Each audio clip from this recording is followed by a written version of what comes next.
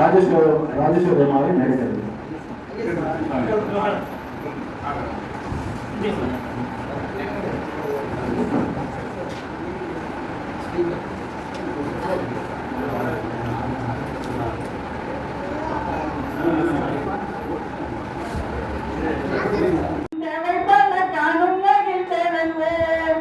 கணபதி என்னும் போது கருணை பொழித்திடுவார், கந்தனை துதி செய்தால் ஞானம் தருவார், குணமுடன் ஹரிஹரை மனப்பறிந்தார், குன்றாவளம் யாவும் தேடி அருள்வார், குணமுடன் ஹரிஹரை மனப்பறிந்தார், குன்றாவளம் யாவும் தேடி அருள்வார்.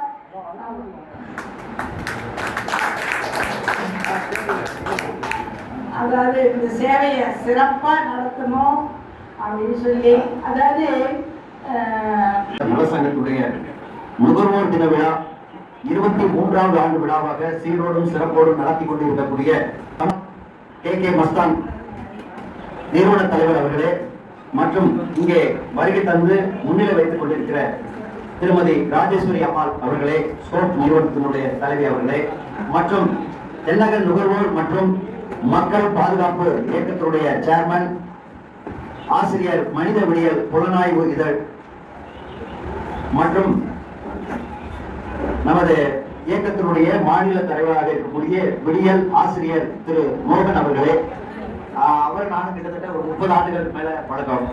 அதே போல மஸ்தான் அவர்களும் அதே மாதிரிதான், அதே ரேஞ்சில திருச்சியில 2 பேர் வண்டி தள்ளிட்டு போறதை எளிய எலும்புல பார்ப்பாரு அதிகமா. மாலை வேளையிலே பல வேலைகளின் மத்தியில் சமுதாயத்தை பற்றியும் நுகர்வோருடைய பிரச்சனைகளை பற்றியும் நுகர்வோருடைய சேவைகள் பற்றியும் நாம் தெரிந்து கொள்வதற்காக பல வேலைகளை விட்டு இங்கே வருகை தந்துள்ள அனைத்து நுகர்வோருக்கும் முதற்கண் வணக்கத்தை தெரிவித்துக் கொள்கிறேன். இந்த கூட்டமானது ஒவ்வொரு வருடமும் நண்பர் மஸ்தான் அவர்கள் இதே அருங்கோட்டையில் சிறப்பாக நடத்தி அவருடைய பணியை தொடர்ந்து செய்து வருகிறார். இதற்கு நானும் ஒரு முக்கிய காரணமாக அமைவதில் மகிழ்ச்சி அடைகிறேன். இங்கே தலைமையேற்றுள்ள மஸ்தான் அவர்களுக்கும் துணைத் தலைவர் டாக்டர் இக்பால் அவர்களுக்கும் இங்கே எப்பொழுதும் துவக்கி வைத்து குத்துவிளக்கேற்றி துவக்கி வைத்து மங்களகரமாக ஆரம்பித்து வைக்கும் ராஜேஸ்வரி அம்மாள் அவர்களுக்கும் இங்கே நுகர்வோராக கொண்டு வருகை தந்துள்ள மகேஸ்வரி, சித்ரா, ராணி மற்றும் ஜாக்லின், ஜெனட், அமுதா மற்றும் நிறைய பேர் தெரியாது மகளிர் அணி அனைவருக்கும். எதுக்காக மகளிர் அணி அனைவருமே பேசணும்னா, ஈவினிங்ல மகளிர் மீட்டிங் ஃப்ரீயா உட்கார்ந்து இருக்கிறதுக்கு சாதாரண விஷயம் கிடையாது. அவங்களுக்கு வீட்டில் 1000 பணிகள் இருக்கும். அதே மீறி சேவைக்காக இங்கே அமர்ந்திருக்கிறது மட்டும் முக்கியத்துவம் தருவதற்காக. அதே போல இங்கே பரபரப்பாக சட்டத்தில், ஏன்னா சட்டம் இன்னைக்கு ரொம்ப முக்கியமான ஒரு விஷயமாயிடுச்சு. அரசியலாக இருந்தாலும் சரி, எதாக இருந்தாலும் சரி, இன்னைக்கு பாதுகாப்பு, மக்கள்கிட்ட பாதுகாப்பு சட்டத்தை நம்பிதான் இருக்காங்க. அதுல சேவையை ரொம்ப வருஷமா செஞ்சிட்டு இருக்கிறவரே நமது வழக்கறிஞர் ரமேஷ் அவர்கள். ஏன்னா வழக்கறிஞர்களே போனா பீஸ் எல்லாம் பிடிக்கிறவங்க, நிறைய வசூல் பண்ணுறவங்க நிறைய பேர் உண்டு. ஆனா நீங்க ரமேஷ் வழக்கறிஞர் போனீங்கன்னா முடிஞ்ச அவங்கள்ட்ட காசு வாங்கிட்டு வந்துடுவாங்க. நினைக்கிறேன் அவர் நமக்கு காப்பி டீ எல்லாம் அவசரங்களே பண்ணி கொடுப்பாரு, நல்லா சர்வீஸும் பண்ணுவாரு. அதனால அவர் மாதிரி வழக்கறிஞர்கள் நல்லா இருந்தால் வழக்கறிஞருக்கு ஒரு பேரும் உண்டு. அதே மாதிரி நம்ம ராஜ்குமார் இவங்கெல்லாம் வருஷம் எங்க பார்க்கணும் இல்லையா, நிச்சயமா மஸ்தான் மீட்டிங்ல நிச்சயமா நான் பார்த்துடுறேன். அதுக்காகவே மஸ்தான் மீட்டிங்க்கு வர வேண்டியது இருக்கு. 7 மணி அவரு பரவாயில்ல சுத்திட்டே இருப்பாரு. ஆனா கரெக்டா இங்க ஆஜராகிறார். அவர் பார்த்தது ரொம்ப ரேரா இருக்கு. இன்னைக்கு திங்கட்கிழமை நேரா கலெக்டர் ஆஃபீஸ் பார்ப்பேன். என்னதான் இன்னைக்கு மீட்டிங்கிறது ஒரு விஷயமா இருந்தாலும் நம்ம இங்க எல்லாமே பக்கத்துல தான் இருக்கோம். ஆனா ஒவ்வொருத்தவங்களும் பார்த்ததுங்கிறது வந்து ஒரு பெரிய விஷயமா இருக்கு. ஸோ இந்த மாதிரி நம்ம சமூக ஆர்வலர்கள் சேவை மனப்பான்மையோடு இருக்கிற அந்த டீம் எல்லாம் வந்து ஒன்று சேரணும்னா இந்த மாதிரி மீட்டிங்ல தான் நம்ம வந்து எல்லாமே மீட் பண்ண முடியுது. அதுக்காகவே நம்ம இந்த மீட்டிங்கு நம்ம கட்டாயம் வரணுங்கிறதுனால நாங்கள் ஒவ்வொரு வருஷமும் யார் வராங்களையோ மஸ்தான் கண்டிப்பா நான் வந்தே அவங்கள முடிவு இருக்கோம். அதனால எந்த வேலையாக இருந்தாலும் விட்டுட்டு நான் நிச்சயமா ஒரு மீட்டிங் ஒவ்வொரு வருஷமும் நான் வந்துட்டு இருக்கேன். இப்ப நுகர்வோர் பற்றி இப்ப எளிதாக மூலியமா வந்து நிறைய சர்வீஸ் ரெட் கிராஸ் ஆக்சுவலா வந்து அவர் நுகர்வோருக்கு அவருக்கு சம்மந்தமே கிடையாது. ரெட் கிராஸ்ல ஹெவியா சர்வீஸ் பண்ணிட்டு இருக்காரு. நீங்க ரெட் கிராஸ்ல வந்து நிறைய பேர் இருக்காங்க. ஆனா வந்து அந்த சர்வீஸ் எடுத்தீங்கன்னா அவர் வந்து எளிதாக அளவுக்கு பெரிய சர்வீஸ் யாரும் பண்றது இல்லைன்னு நினைக்கிறேன். அந்த அளவுக்கு அவர் பண்ணிட்டு இருக்காரு. நுகர்வோர் பற்றிய நமக்கு விழிப்புணர்வு நமக்கு ரொம்ப முக்கியமா தேவை. எதுக்காக நமக்கு நுகர்வோர் பற்றிய விழிப்புணர்வு நமக்கு தேவை? ஏன்னா இன்னைக்கு வந்து நாம் சம்பாதிக்கிறது எவ்வளவு கஷ்டமோ இன்னைக்கு இந்த சமுதாயத்துல நேர்மை வாழ்றதுங்கிறது அதை விட கஷ்டமா இருக்கு. ஆரோக்கியம் வாழ்றது அதை விட கஷ்டமா இருக்கு. இது எல்லாமே எதுக்காகனா சமுதாயம் சீர்கெட்டு ரொம்ப நாள் ஆச்சு. அதை கெடுக்கிறதுக்கு மக்களாகிய நாமும் ஒரு காரணமாக இருந்தாலும் அன்றாட பாதிப்புங்கிறது நமக்கு தான். ஏன்னா இன்னைக்கு அரசியல் இருந்தாலும் ஒரு நெறியான ஒரு மக்களுக்கான ஒரு வழியில் இல்லை. எந்த அரசியல் கட்சியா இருந்தாலும் சரி. ஏன்னா அரசியலுக்குள்ள போகிறதுல எந்த விஷயமா இருந்தாலும் நம்மை நாமே பாதுகாத்துக் கொள்ள வேண்டும் என்ற ஒரு நிலைப்பாட்டில் தான் இப்ப நம்ம இருக்கோம். இன்னொருத்தரை நம்பி நாம் போயிட்டு இருந்தாலும் அவங்க எப்ப நம்மளை கட்டி விடுவாங்க, எப்ப பாதுகாப்பு தள்ளி விடுவாங்கன்னு நமக்கே தெரியாது. அப்ப என்ன ஆகும்னா நமக்கு நாமே பாதுகாப்பு, அவ்வளவுதான். அந்த பாதுகாப்பு எப்படி கிடைக்கும்? பாதுகாப்புக்காக வந்து செக்யூரிட்டி போடுவாங்களா இல்ல வந்து இது வைப்பாங்க, அதெல்லாம் ஒண்ணும் கிடையாது. என்ன நமக்கு பாதுகாப்புனா இன்னைக்கு சமுதாயத்தை நம்ம படிக்கணும். எவ்வளவு படிச்சிருந்தாலும் சரி, எவ்வளவு டிகிரி வாங்கணும், எவ்வளவு படிக்கணும். ஆனா அந்த படிப்பை முடிச்சுட்டு வேலை இருக்கணும். இப்போ ஐடி நிறைய பேர் வேலை இருக்கிறவங்க பாத்தீங்கன்னா நிறைய கேஸ் நான் பார்த்தேன். ஏன்னா நான் கிட்ட 25 வருஷமா இந்த கன்சூமர் சர்வீஸ்ல விமான அளவில் பெரிய அளவில் நடத்திட்டு இருக்கேன். கன்சூமர் கேஸ் நிறைய போட்டுட்டு இருக்கேன். நுகர்வோர் பிரச்சனைக்காக கேஸ் நிறைய போட்டு நிறைய அது சொல்யூஷன் வாங்கி நிறைய கொடுத்துட்டு இருக்கேன். இன்னும் அந்த அவேர்னஸ் வந்து இப்ப கூட ரீசெண்டா போன மாசம் மாவட்ட ஆட்சித்தலைவர் அவருடைய வேண்டுகோளின்படி கிட்டத்தட்ட 2000 மகளிருக்கு நான் வந்து நுகர்வோர் பயிற்சி வந்து ஒவ்வொரு பிளாக்கா வந்து ஒரு மாசமா ரெகுலரா கொடுத்துட்டு முடிச்சுட்டு வந்திருக்கேன். காரணம் என்னன்னா இன்னைக்கு வந்து நம்ம பிரச்சனைன்னு ஒருத்தவங்க போய் அந்த பிரச்சனைக்கு சொல்யூஷன் தேடுறது கூட பிரச்சனை வருவதற்கு முன்பே நம்ம வந்து கொஞ்சம் உஷாரா இருக்குன்னு வச்சுக்கோங்க. நம்ம பிரச்சனையை தேடி போனதெல்லாம் அதுக்காக அடைய வேண்டியது இல்லை. அதுக்காக நமக்கு என்னன்னா விழிப்புணர்வு ரொம்ப முக்கியம். அந்த விழிப்புணர்வுக்காக தான் இந்த சர்வீஸை மேக்சிமம் நுகர்வோர் சர்வீஸ் நம்ம பண்ணிட்டு இருக்கோம். முன்னாடி நுகர்வோர் பாத்தீங்கன்னா நுகர்வோர் பத்தி பேசுறது நாங்க ஒரு நாள் கூட எனக்கு பத்தாது. ஏன்னா அவ்வளவு நான் பேசலாம். ஆனா ஓரளா வந்து நுகர்வோர் பத்தி ஒரு ஸ்டோரி சின்னதாக சொல்லிடுறேன். ஒரு முன்னாடியெல்லாம் பாத்தீங்கன்னா இன்னைக்கு இந்தியாவை பொறுத்த வரைக்கும் உற்பத்தியாளர்களுடைய சந்தை, வியாபாரிகளுடைய சந்தை தான் இன்னைக்கு இந்தியா. உலக அளவு பார்த்தீங்கன்னா நுகர்வோருக்காக எந்த ஒரு பாதுகாப்பும் இல்லாத ஒரு காலகட்டத்துல அமெரிக்கால ரால்ஃப் நாடாரும் ஒரு இன்ஜினியர் வந்து என்ன பண்ணாருன்னா போர்டு கார் வாங்கினாரு. வாங்கும்போது அதுல நிறைய இந்த சவுண்டு பிரச்சனை வந்து அவர் சர்வீஸ் எல்லாம் பண்ணி பார்த்து முடியல. இவ்வளவு பணம் கொடுத்து வாங்கலாமே சர்வீஸ் இல்லைன்னு சொல்லிட்டு என்ன பண்ணிருக்காரு, கோர்ட்டு கேஸ் போட்டிருக்காரு.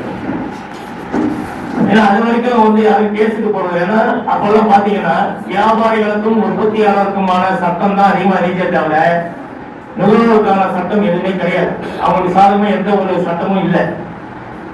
அந்த டைம்ல தான் அவருடைய கேஸ் போட்டு அது நீண்ட நாள் வச்சு அந்த கேஸ் வந்து ஒரு தீர்ப்பு வந்துச்சு. அவருடைய காருக்கான விலையை கொடுக்கணும், நஷ்டீடு கொடுக்கணும்னு சொல்லிட்டு ஒரு தீர்ப்பு வந்தது. அந்த தீர்ப்பு தான் உலகத்திலேயே நுகர்வோருக்கான முதல் சாதகமான தீர்ப்பு. அப்ப வந்து அமெரிக்கால கெனடி அவர்கள் வந்து அதிபராக இருந்தாரு. அப்ப வந்து நுகர்வோருக்கு பாதுகாப்பே இல்லையே, அவங்களுக்காக நம்ம இது வரைக்கும் எதுவுமே செய்யணும். நுகர்வோர் வச்சுதான் வியாபாரியா இருந்தாலும் உற்பத்தியாக இருந்தாலும் நுகர்வோர் வச்சுதான். இப்போ நுகர்வோருக்காக எதுவுமே செய்யணும்னு சொல்லிட்டு தான் அப்ப வந்து ஒரு சட்டத்தை எடுத்து நமக்கு ஒரு 6 உரிமைகள் கொடுத்தாங்க.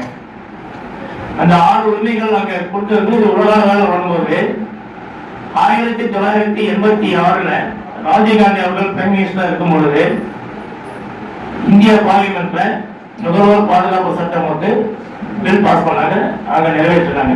அதுதான் நுகர்வோர் பாதுகாப்பு சட்டம் 1986 நமக்கு வந்து அது இது பண்ணாங்க. அதை வந்து மக்கள் மத்தியில கொண்டு போறதுக்காக தான் இந்த நுகர்வோர் குழுக்கள் எல்லாம் நிறைய ஆரம்பிக்க சொன்னாங்க. அப்ப அந்த மாதிரி ஆரம்பிக்கும் போதுதான் இந்தியாவிலேயே முத நுகர்வோர் அமைப்பு ஆரம்பிச்சது திருச்சியில தான்.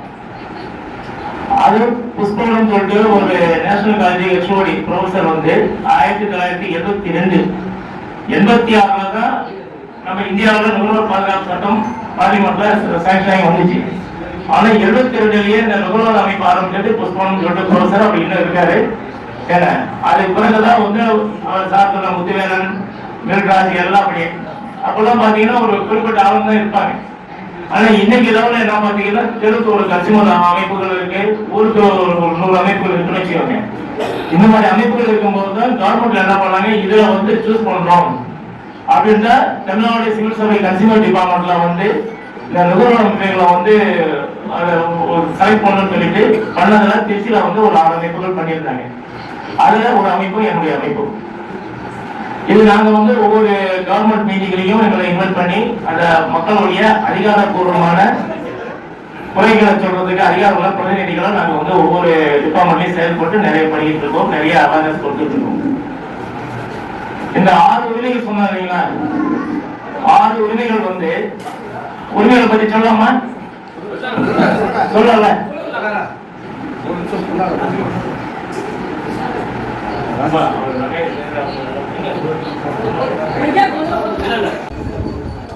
பாதுகாப்பு உரிமையில என்ன, ஒரு பொருளை வாங்க போறோம், வாங்கும் பொழுது நமக்கு பாதுகாப்பு இருக்கா அப்படிங்கறது நமக்கு தெரியணும்.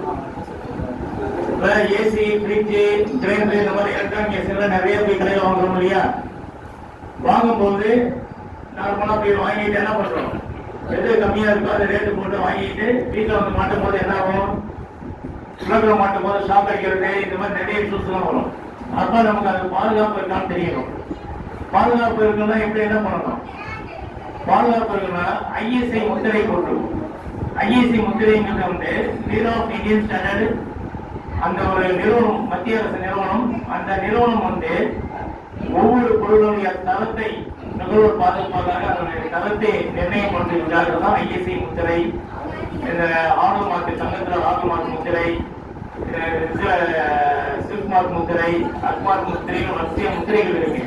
இந்த முத்திரைகள் எல்லாமே என்னன்னா நுகர்வோருக்கு பயன்படக்கூடிய பாதுகாப்பாக தரமாக இருக்கிறாரான்னு ஆய்வு செஞ்சு அதுக்கு முத்திரை கொடுத்துருக்கு. அதுக்காக தான் நம்ம வாங்கும் பொழுது முத்திரை இருக்கான்னு பார்த்து வாங்குறோம். முத்திரை இருந்தாங்கன்னா அது கேரண்டி, வாரண்டி எல்லாமே கொஞ்சம் குவாலிட்டியா இருக்குங்கிறது தான். அதனால முதல்ல நம்ம பாதுகாப்பை பார்க்கும்பொழுது ஐஎஸ்ஐ முத்திரைக்காக பார்க்கணும். ஏன்னா இன்னைக்கு போய் வாங்கும்போது பார்த்தீங்கன்னா ஒரு ஐஎஸ்ஐ முத்திரை இருக்கிற ஒரு பிராண்டட் ஒரு கம்பெனி எடுத்தீங்கன்னா நார்மலா இருக்கும். இன்னும் நிறைய என்ன பண்ணாங்க, டெல்லியில இருந்து செட்டு நிறைய வாங்கிட்டு அசம்பிள் வாங்கிட்டு வந்து அசம்பிள் செட்டு பார்த்தீங்கன்னா இன்னும் அழகா இருக்கும், ரேட்டு கம்மியா இருக்கும், ரொம்ப சூப்பரா இருக்கும். அப்ப நம்ம என்ன பண்ணுவோம், அந்த மாதிரி விலை கம்மியா இருக்கிற அந்த பொருளை வாங்கிட்டு வருவோம். வாங்கும்போது பாத்தீங்கன்னா வைக்கும் போது ஷார்ட் ஆகுது, சிக்கலாகுது, இந்த மாதிரி பிரச்சனையை வந்து நிறைய பாதிப்பு வரும். அதனால வாங்கும்போது நம்ம பாதுகாப்பு இருக்கான்னு முதல்ல நம்ம பார்த்துக்கணும். சரி, பாதுகாப்பு பார்த்தாச்சு முதல் உரிமை. அடுத்தது என்ன உரிமை, தகவல் பெறும் உரிமை. ஏன்னா பாதுகாப்பு பார்த்த பிறகு நம்ம அப்படியே கண்ணு மூடிட்டு வாங்கிடணுமா, முதல்ல வாங்குற பொருளுடைய தகவல், அது எப்படி பயன்படுத்தணும், அது என்ன சரியா இருக்குமா, கேரண்டி என்ன, வாரண்டி என்ன, அது எவ்வளவு கணக்கு இருக்கும், இது எல்லா விஷயங்களையும் நம்ம வந்து தகவல் மூலியமா அவங்க வாங்கணும். அப்போ வாங்கின பிறகு தகவல் நமக்கு என்னென்ன தகவல் டவுட் சந்தேகம்லாம் கேட்டுட்டோமா, வாங்கின பிறகு என்ன பண்றோம், அது பிறகு கடைக்காரன் சொல்லிதான் நம்ம வாங்குறோம். ஏன்னா ஒரு ஏசின்னு எடுத்தீங்கன்னா ஒரு 10-15 கம்பெனி இருக்கும். அவன் என்ன பண்ணுவான், இந்த கம்பெனி வாங்கிக்கோங்க, இந்த கம்பெனி வாங்கிக்கோங்க, அவன் ஒரு கடையை சொல்லுவான். ஏன்னா அவனுக்கு அதுல பெனிஃபிட் இருக்கு, இல்லை வேற ஏதாவது ஒரு பிளஸ் பாயிண்ட் இருக்கும். அப்ப நம்ம என்ன பண்ணணும்னா நம்ம எல்லா தகவல் வாங்கிட்டு அதுக்கு தேர்ந்தெடுக்கும் உரிமை, எது எந்த கம்பெனி பொருள் வாங்கணும் அப்படிங்கிறத நம்ம தான் டிசைட் பண்ணணும். ஸோ தேர்ந்தெடுக்கிறோம், தேர்ந்தெடுத்து வாங்கிடுறோம், வாங்கிட்டு வீட்டில் கொண்டு வந்து வச்சிடறோமா. வீட்டில் வச்ச பிறகு அது பிறகு என்ன ஆகும், திடீர்னு அதுல ஏதோ ஃபால்ட் வருது, இல்லை ஏதோ சவுண்ட் வருது, இல்லை வேற ஏதாவது பிரச்சனைகள் வருதுன்னா என்ன பண்றோம், உடனே போய் தகவல் பண்ண முடியுமா, வேற என்ன பண்றோம்னா அந்த எந்த நிறுவனத்தில் வாங்கணுமோ அவங்ககிட்ட வந்து முறையிடுறோம். ஸோ முறையிடுறதுக்கான உரிமைகள் நமக்கு இருக்கு. முறையிடுறோம், முறையிட்டு அவன் வந்து அது உடனே சர்வீஸ் வந்து பண்ணி கொடுத்துருவான். ஏன்னா நம்ம கேட்கும் போது வாரண்டி கேரண்டி சர்வீஸ் எல்லாத்தையுமே பேசிட்டு வருவோம். இதை வந்து சர்வீஸ் வந்து பண்ணி கிளியர் பண்ணாலும் பிரச்சனை இல்லை. அப்படி பண்ணாத பட்சத்தில் என்ன ஆகும், பண்ண மாட்டாங்களா, இந்த இன்னைக்கு வரேன் நாளைக்கு வரான்னு சொல்லிட்டு மாசம் இருக்கிறோம். வீட்டில் என்ன ஆகும், ஏங்க 50,000 ரூபாய் போட்டு வாங்கிட்டு வந்து ஒழுங்காக வாங்கிட்டு வர துப்பு கிடையாது, போய் ஏதோ ஒரு கடையில் போய் வாங்கிட்டு வந்துட்டான்னு சொல்லிட்டு வீட்டு டெய்லி பிரச்சனை ஆகும். அப்ப நம்ம எவ்வளவு மன உளைச்சல் எவ்வளவு சிக்கல் ஆகுது. அப்ப முறையிடுறது வாய்ப்பு இல்லை. அது முறை என்னன்னா குறைதீர்க்கும் உரிமைன்னு இருக்கு. குறைதீர்க்கும் உரிமை வந்து ரொம்ப முக்கியமான உரிமை. நுகர்வோர் குறைதீர் ஆணையம், முன்னாடி வந்து நுகர்வோர் குறைதீர் தீர்ப்பு ஆணையம் இருக்கு. ஒவ்வொரு மாவட்டத்திலையும் மாவட்ட நுகர்வோர் குறைதீர் ஆணையம் இருக்கு. அந்த ஆணையத்துல நம்ம முறையிடுறோம். முறையிடும் போது என்னன்னா அந்த ஆணையத்தின் மூலம் நமக்கு என்னென்ன சொல்யூஷன் கிடைக்கும்னா, ஒண்ணு வந்து பொருளை மாற்றி கொடுக்க சொல்றாங்க, ரெண்டாவது வந்து பொருளுக்கான பணத்தை கொடுக்க சொல்றாங்க, நம்ம மனவளர்ச்சிக்கான நஷ்டீடு கொடுக்க சொல்றாங்க, நம்ம செலவு பண்ணதுக்கான செலவு கொடுக்க சொல்றாங்க. இந்த நிவாரணங்கள் வந்து அந்த நுகர்வோர் குறைதீர் ஆணையம் மூலியமா கிடைக்கும். அதனால நுகர்வோர் குறைதீர் ஆணையத்துக்கு போய் நம்ம சொல்யூஷன் பார்த்துட்டு வரோம். இதெல்லாம் நமக்கு தெரியணும்னா என்ன பண்ணணும், நுகர்வோர் கல்வி பெறும் உரிமை. கல்வி இருந்தாதான் நமக்கு இந்த மாதிரிலாம் ஒரு வழி இருக்கு, இந்த மாதிரி விஷயங்கள் போகலாம், இந்த லைன்ல கேட்கலாம், இதெல்லாம் தெரியணும்னா நமக்கு என்னது நாலேஜ் இருக்கணும். அப்ப அது சம்பந்தமான நாலேஜ் கல்வி ரொம்ப முக்கியம். அது இருந்தாதான் இது எல்லாமே நம்ம பெற முடியும். அதனால நுகர்வோர் கல்வி பெறுவதற்கான உரிமை இதுல இருக்கு. இது எல்லாமே வந்து நமக்காக நுகர்வோருக்காக கிடைச்ச உரிமை. இது இல்லாம சுற்றுச்சூழல் பாதுகாப்பு உரிமை, அடிப்படை தேவைக்கான உரிமைன்னு இருக்கு. ஆக மொத்தம் 6+2 8 உரிமைகள் நமக்கு வந்து 6 தான் உரிமைகள். இந்த 2 வந்து அரசியலமைப்பு சட்டத்துல எல்லாருக்குமே நார்மலாக கொடுத்துட்டாங்க. அதையும் சேர்த்து 8 உரிமைகள் நம்ம சொல்றோம். இப்ப இதுல இன்னொன்னு நுகர்வோர் குறைதீர் ஆணையம் சொன்னோம் இல்லையா, அது 1986 பாத்தீங்கன்னா அது பேரளவு தான் இருந்துச்சு. அதனால நுகர்வோர் கன்சியூமர் ஆணையத்துக்கு போகணுமா, அங்க போய் என்ன பண்ண போறோம் பிரயோஜனம் கிடையாது. ஏன்னா அவங்க நோட்டீஸ் ஆனாலும் அங்க குறை சொன்னாலும் நமக்கு சொல்யூஷன் கிடைக்கிறது ரொம்ப கம்மி. அப்ப என்ன பண்ணுவோம்னா, இப்ப நிறைய 2002 சட்டங்கள் திருத்தத்துக்காக நிறைய எங்க மாதிரி அமைப்புகள் நிறைய ரெப்ரசன்ட் பண்ணிட்டு இதெல்லாம் இருக்கு. அப்ப 2022 வந்து நுகர்வோர் பாதுகாப்பு சட்டத்தை திருத்தினாங்க. அந்த சட்டம் மூலியம் நமக்கு ஓரளவு இருந்தே தவிர ஒரு பெரிய ரிசல்ட் நமக்கு இல்லை. காரணம் என்னன்னா, நுகர்வோர் கோர்ட்டு பொறுத்த வரைக்கும் என்னன்னா, சம்மன் போனாலும் பிரச்சனை இல்லை, சம்மனோட பிரோஜனம் வேல்யூ இல்லைன்னு வச்சுவாங்க, அது எவனுமே மதிக்க மாட்டான், தூக்கி போட்டு போயிடுவான். ஏன்னா நீ என்ன கேட்கறது நான் என்ன சொல்றதுன்னு போயிடுவான். அதே மீறி வந்தானா கொஞ்சம் பொழுது நான் மேல அப்பீல் போடணும்னு போவான்.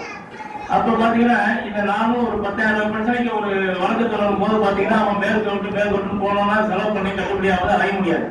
அதனால விட்டுருவான். அப்ப வந்து எதுக்காக இந்த நுகர்வோர் குறைதீர் ஆணையமா வச்சோமோ அதுக்கு வேலை இல்லாம போச்சு.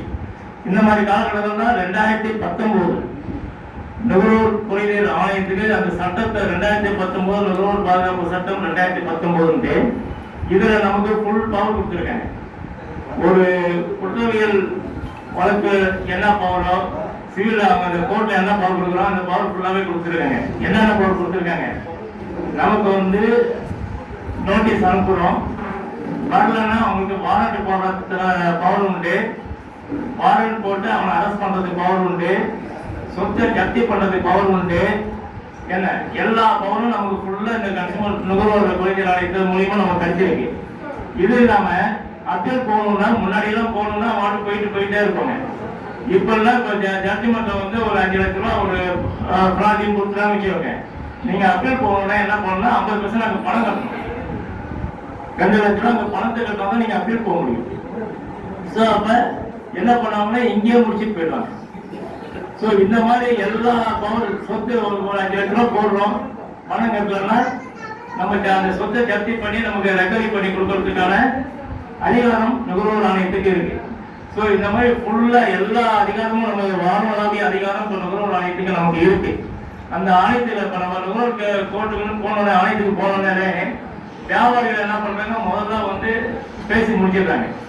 காரணம் முன்னாடி வந்து கோர்ட்டு கேஸ் போனோம், கேஸ் தான் ஜட்ஜ்மெண்ட். இப்ப வந்து சமரச தீர்வுன்னு ஒண்ணு இருக்கு. இதை வந்து சிவில் கோர்ட்டு இந்த கோர்ட்டு தான் இப்ப இலவச சட்ட ஆலோசனை மையம் சொல்றாங்க இல்லையா, அது வந்து சிவில் கிரிமினலுக்கு இருந்துச்சு. ஆனா இப்ப இந்த 2019 சமரச தீர்வுங்கிறத வந்து கன்சியூமர் கோர்ட்டுக்கு இருக்கு. நீங்க கேஸ் நடக்கும் போது அவுட் ஆஃப் கோர்ட்ல நீங்க சமரசம் பேசி நாங்க ரெண்டையும் பேசி முடிச்சுக்கிட்டோம் அப்படின்னு சொல்லி கொடுத்தாங்கன்னா அதுக்கு கேஸ் வந்து க்ளோஸ் பண்றதுக்கு இன்னைக்கு அதிகாரம் இருக்கு. அதனால 2019 நுகர்வோர் பாதுகாப்பு சட்டம் வந்து ஒரு நுகர்வோருக்கான மிகப்பெரிய மைல்கல். இன்னும் வாழ அதிகாரம் அதுல இருக்கு. ஏன்னா இதெல்லாம் நம்ம தெரிஞ்சுக்கிட்டாதான் நம்ம பேச முடியும். ஏன்னா ஒவ்வொரு வியாபாரியுடைய உற்பத்தியாளரும் என்ன நினைக்கிறாங்க, அவனுக்கு விற்கிறதுக்காக எந்த பொய் வேணாலும் சொல்லி மக்களை ஏமாத்தி அவங்களுடைய விற்கணும், அவ்வளவுதான். முன்னெல்லாம் விளம்பரத்தை பாத்தீங்கன்னா விளம்பரம் பண்ணிட்டு போறாங்க, நம்ம பேசிட்டு போறோம், அவ்வளவுதான். இப்ப 2019 சட்டத்தைப்படி விளம்பரங்கள் பண்றவங்க மேல நம்ம புகார் கொடுத்தா தவறான விளம்பரம்னா யாராரு மாட்டாங்க. விளம்பரங்கள் வந்து யாரு வியாபாரி, அவன் வந்து உற்பத்தியாளர், இந்த விளம்பரத்தை நடிக்கிறான் பாருங்க, நடிகரோ யாரோ அவங்க எல்லார் மேலேயும் வழக்கு போடலாம். வழக்கு மட்டும் கிடையாது, அந்த வழக்கு கேஸ்ல என்ன ஒண்ணா முறை வந்து பண்ணும்போது 10 லட்சம் வரைக்கும் அபராதமும் 2 வருஷம் சிறை தண்டனையும் கொடுக்கறதுக்கு பவர் இருக்கு. இது 2000 ஆச்சுன்னா 5 வருஷம் வரைக்கும் தண்டனை கொடுக்கறதுக்கும் 50 லட்சம் வரைக்கும் அபராதம் விதிக்கிறதுக்கு பவர் இருக்கு. அதனால விளம்பரம் ஓடி விளம்பரங்கள் பண்ணாலும் சரி, அதை நம்ம கண்டுபிடிச்சு ப்ராப்பரா பண்ணோம்னா இன்னைக்கு நடிக்கிறதுலாம் பயப்படுவாங்க. முன்னாடி இஷ்டத்துக்கு நடிப்பாங்க, இப்பெல்லாம் நடிக்கிறதுக்கு பயப்படுறதுக்கு காரணம் என்னன்னா விளம்பரத்துல பண்ணி நாளைக்கு தவறான நடிகரை பத்தி உங்களுக்கு நல்லா தெரியும். அவங்க அந்த சப்ஜெக்டும் தெரியாது, நாலேஜும் தெரியாது. அவன் என்னன்னா வந்தானா அந்த டைலாக் வச்சுக்கவன் இதை அவங்களுக்கு கொடுப்பாங்க, அவன் பேசுவான், நடிச்சான், போயிடுவான். அவனுக்கு வேண்டிய காசு அவ்வளவுதான், அது குடிச்சுக்கூட பார்க்க மாட்டான். ஆனா இப்ப வந்து நடிக்கணும்னா ரொம்ப பயப்படுவாங்க, ஏன்னா நாளைக்கு அவனும் வந்து நிக்கணும். அதனால வந்து இன்னைக்கு அவ்வளவு பவர் வந்து நுகர்வோர் குறைதீர் ஆணையத்தின் மூலியமா நமக்கு நிறைய இருக்கு. அதனால வந்து நுகர்வோர் பாதுகாப்பு சட்டம் வந்து இன்னைக்கு மிகப்பெரிய அரண் நமக்கு. சரி, இதெல்லாம் இருக்கு, நமக்கு எதுக்காக அங்க போகணும்? நம்ம வந்து ஒரு பிரச்சனைனா பிரச்சனை வந்த பிறகு நம்ம போய் ஒவ்வொன்றா தேடி அது ப்ராப்பரா கேட் பண்ணல, அது தப்பா போய் அலைஞ்சி தெரிஞ்சு கட்சியில அவதிப்பட்டு ஐயோ அம்மான்னு உட்கார்ந்து இருக்கணும். இதுக்காக வருமுன் காப்போம்னு ஒரு திட்டம் இருக்கு இல்லையா? பிரச்சனை வரதுக்கு முன்னாடி நம்ம அவேர்னஸ் தெளிவா இருந்தோம்னா எதுக்காக போகணும்? ஸோ நான் சமுதாயத்தில் நடக்கிற பிரச்சனைகள் நம்ம வந்து daily paper, daily news paper, TV எல்லாத்தையும் பார்க்குறோம். பார்க்கும்போது என்ன பண்றோம், டக்குனு நியூஸ் எல்லாம் மாத்திட்டு சீரியலுக்கு ஓடி போயிடுறோம், இல்ல பாட்டுக்கு ஓடி போயிடுறோம், இல்லை சினிமாவுக்கு போறோம். ஏன்னா நாட்டில் என்ன நடக்குது, எப்படி ஏமாத்துறாங்க, என்னென்ன பண்றாங்கன்னு இதெல்லாம் தெரிஞ்சா மட்டும்தான் நம்மளே காப்பாற்றுக்கு எச்சரிக்கை இருக்கிறதுக்காக முடியும். அதனால வந்து நம்ம வந்து டிவி சீரியல் பார்க்கறதுல நிறைய கெட்டு போயிருக்காங்க. ஏன்னா அதை பண்ற எதா கிரைமே எல்லாம் வந்து இன்னைக்கு ஃபேமிலிக்குள்ள வந்துருச்சு. அதான் மாமியார காலி பண்ணணுமா, நான் அந்த சீரியல் இப்படி பண்ணால அதை பண்ணலாம், மருமகனை காலி பண்ணுமா, இந்த சீரியல் பண்ணலாம் பண்ணலாம். ஒரு நெகட்டிவ் தாட்டுக்கு தான் நிறைய நம்ம போனமே தவிர நல்ல விஷயங்கள் நம்ம பெருசா இருக்கிறது கிடையாது. ஏன்னா நல்ல விஷயங்கள் நிறைய நடக்கிற விஷயங்களை வந்து நம்ம பெருசா மைண்ட்ல நிக்காது. அது என்னென்ன தப்பு நடக்குதோ அந்த வந்து மைண்ட்ல நிக்க நம்ம அந்த வேலையை நம்ம திருப்பி பண்ணுவோம். அதே மாதிரி கலப்படங்கள், நீ கலப்படத்துக்குலாம் மிகப்பெரிய அளவுல சட்டங்கள் வந்துருச்சு. கலப்படம் வந்து நாங்க அது நிறைய புக்கே நாங்க ரிலீஸ் பண்ணிட்டு இருக்கோம், நிறைய அவேர்னஸ் கொடுத்துட்டு இருக்கோம்.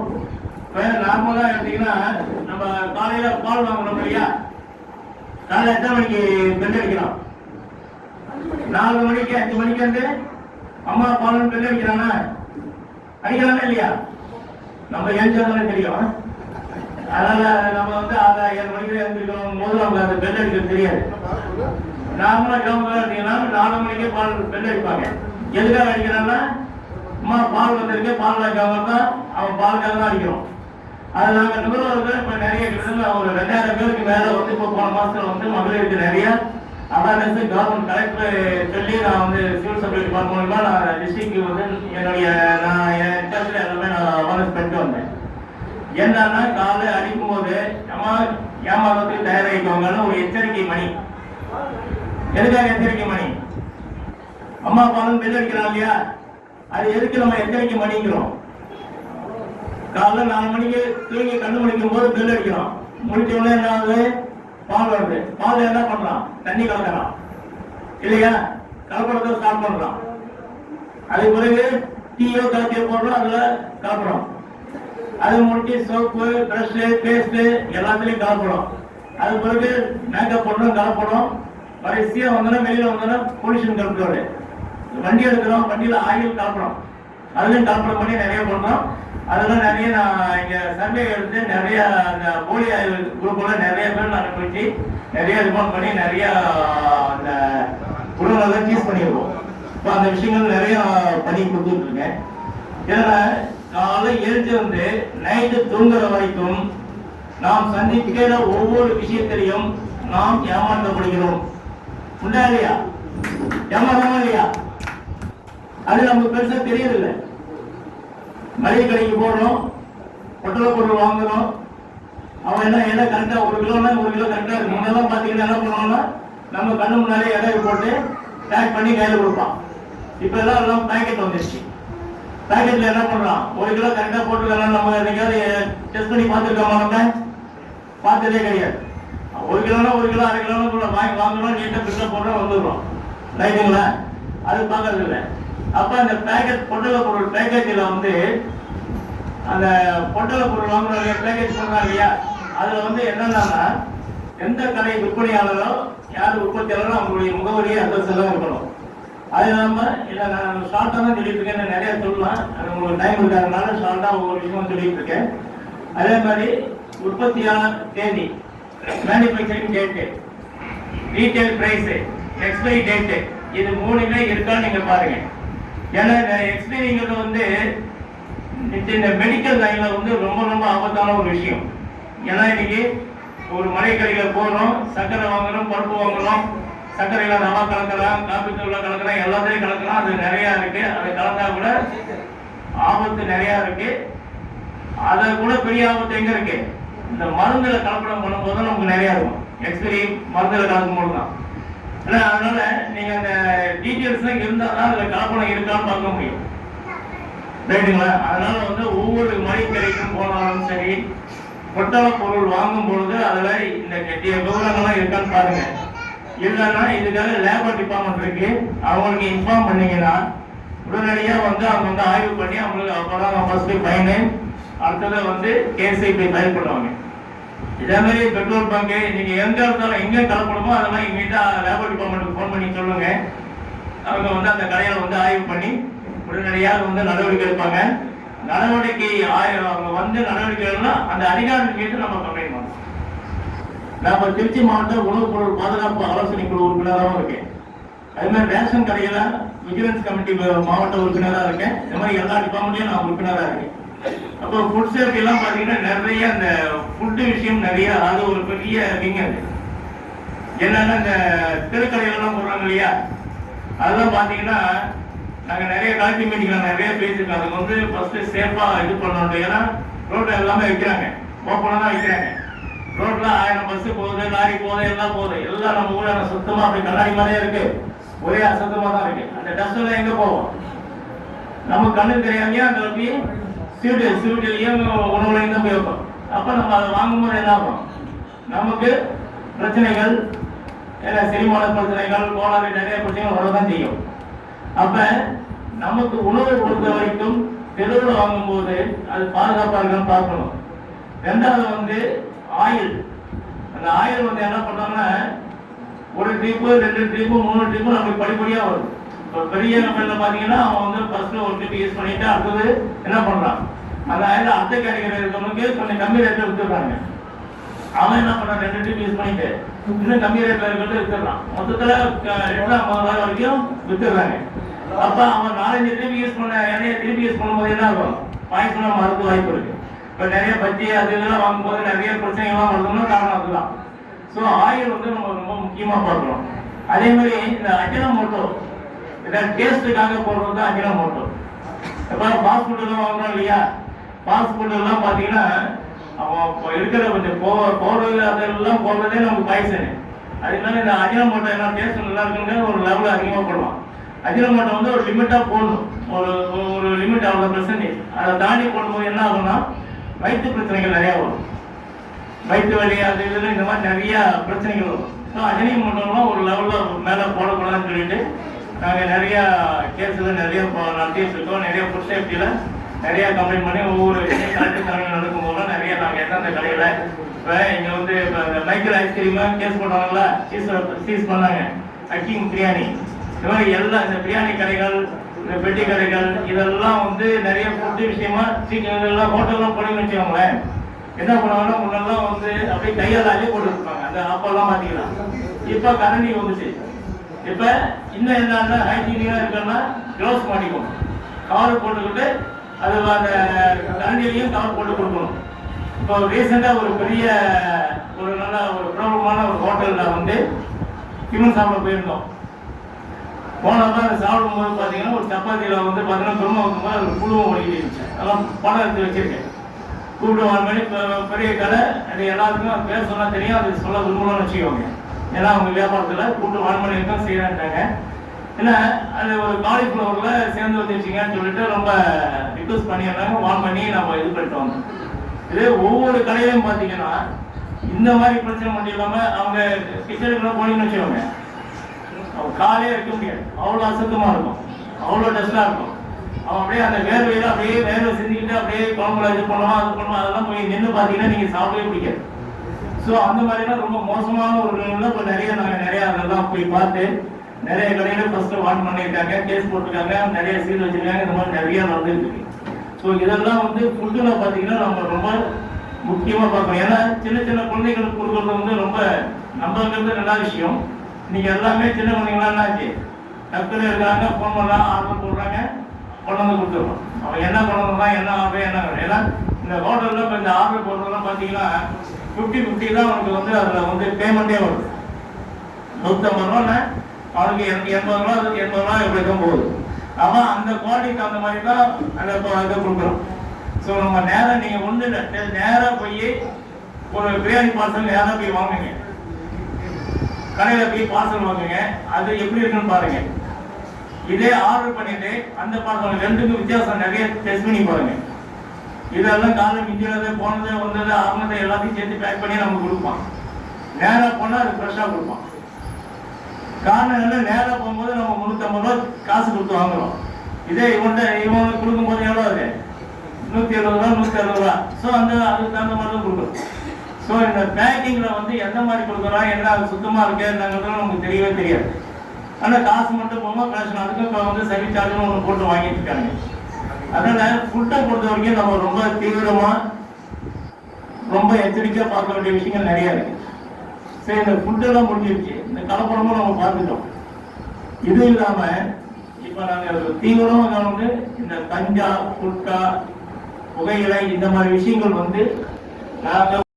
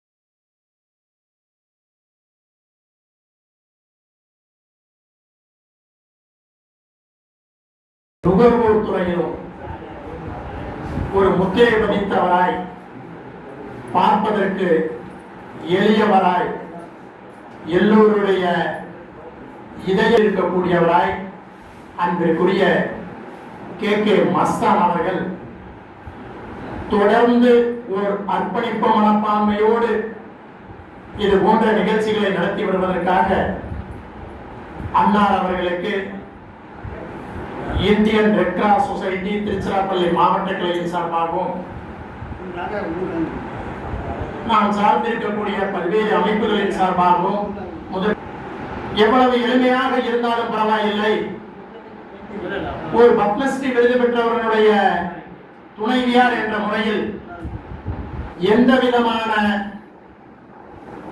ஒரு கௌரவமும் பார்க்காமல் மஸ்தானுடைய செயல்பாடுகள், ஊரின் கடைகோடியில் கடைசி வீட்டில் கடைமகனாய் பிறந்தவன், அவன் அரசளிக்கக்கூடிய நலத்திட்டங்களாக இருந்தாலும் சரி, பல்வேறு சமூக விழிப்புணர்வுகளாக இருந்தாலும் சரி, அவைகளை பெற்று அவன் சமுதாயத்தில் உயர்ந்த நிலையை அடைய வேண்டும் என்ற எண்ணத்தில் அன்பிற்குரிய கே மஸ்தான் அவர்கள் எடுக்கக்கூடிய முயற்சிகளுக்கெல்லாம் துணை நின்று தோள் கொடுக்கக்கூடியவர்களாக, அது உடல் உழைப்பாக இருக்கட்டும், பொருளாதாரமாக இருக்கட்டும், தன்னால் ஆன அளவிற்கு அவருக்காக உதவி செய்யக்கூடிய அன்பிற்குரிய சகோதரி ராஜேஸ்வரி சுப்ராம் அவர்களுக்கு எனது வணக்கத்தை தெரிவித்துக் கொள்கின்றேன்.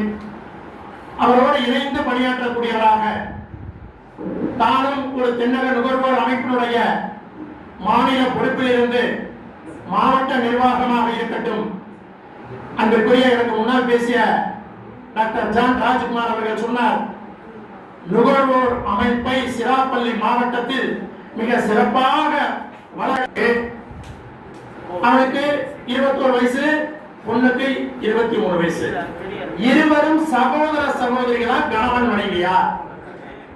பெரியவர்கள் பட்டியலில் தான் அவங்க வருவாய்த்துறையில பல்வேறு இதுக்கும் போறப்ப இல்லை, ஒத்துக்கொண்டார்கள். தவறுதான். அரசு எந்திரத்தில் நாங்கள் எல்லாம் அவ்வப்போது துறை மாற்றம் செய்யப்படுகின்றோம். இந்த காடு ஏறத்தாழ 1.5 ஆண்டுகளுக்கு முன்பாக அழைத்து 6 கோடி மக்கள் மத்தியில் 1.5 கோடி காடுகள் விநியோகம் செய்யப்பட்டிருக்கின்றன. அப்போது நான் அந்த பொறுப்பில், அந்த உணவுப் பொருள் வழங்கல் துறையில் நான் அதிகாரிகளாக இல்லை, நான் வேறு துறையில் இருந்தேன். எனவே இது எனக்கு தெரியவில்லை. தற்போது இது என் கவனத்தில் எட்டியிருக்கின்றது. வரக்கூடிய காலங்களில் அந்த தவறுகள் இல்லாமல் அதை